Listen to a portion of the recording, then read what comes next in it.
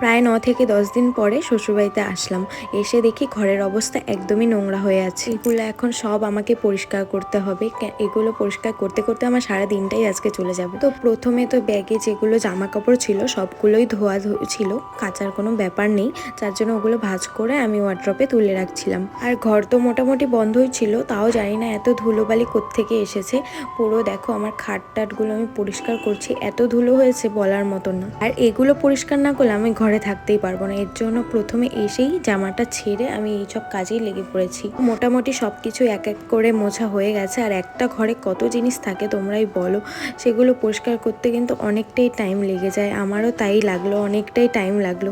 এরপরে সুন্দর করে ড্রেসিং টেবিলটা গুছিয়ে নিলাম। আর এরই মধ্যে দেখতে দেখতে আমার সমস্ত কাজ কমপ্লিট হয়ে গেল। আর দেখো আমি খুব সুন্দর করে আজকে ঘরটা গুছিয়েছি, নিজেকে বেশ ফ্রেশ লাগছিল। এরপরে ঘরে একটু রুম ফ্রেশনার দিয়ে দিলাম, এটা একটা সুন্দর স্মেলের জন্যই। ঘর তো পরিষ্কার হয়ে গেল, এখন নিজে পরিষ্কার হওয়ার পালা। চলে গেলাম স্নানে। যত নোংরা ঝাড়াঝাড়ি করলাম, এখন সুন্দর করে স্নান না করলেই নয়। আর যেহেতু অমাবস্যা লেগে গেছে, চুলে শ্যাম্পু করতে পারবো না, তাই আর শ্যাম্পুটা করা হলো না। ওই কোনো রকম স্নানটাই করে নিলাম। ওই যে হাতে দেখতে পাচ্ছ জামা কাপড়ের বালতি, বেশ কয়েকটা জামা কাপড়ও ধুলাম। বৃষ্টি বৃষ্টি ওয়েদার, বেশি ধুইনি। আর এই দেখো জামা কাপড় মেলাও হয়ে গেছে। এরপরে চলে গিয়েছিলাম গোপুসোনার কাছে। গোপুসোনার সাথে অনেক দিন থেকে দেখা হয় না, আজকে এই ফাঁকে একটু দেখাও করে নিলাম।